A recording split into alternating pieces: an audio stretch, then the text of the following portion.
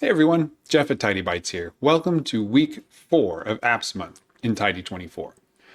I want to keep things simple this week and just take a minute or two to emphasize that everything we're doing here is to help you get the control you want over your digital life, not just in Apps Month, but in all of Tidy 24.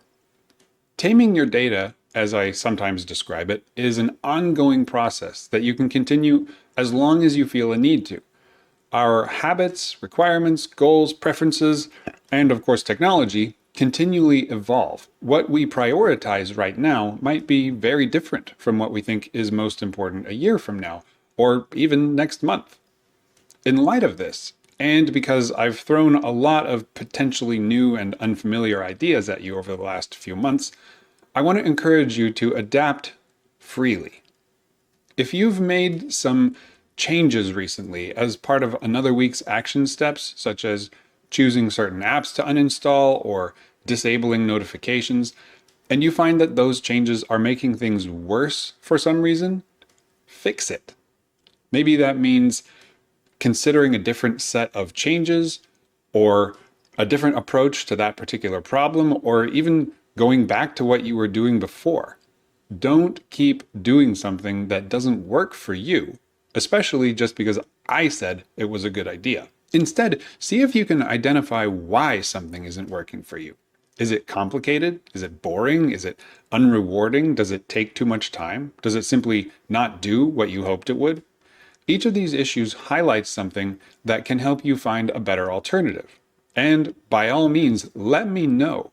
I want to know what makes this process hard for you, because then I can dig into better solutions.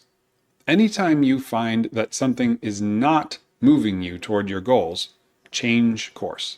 For example, I like to have pretty much everything I regularly deal with stored or managed electronically. My calendar, my to-do list, my notes, my books, my old school records, my pictures, my work, everything.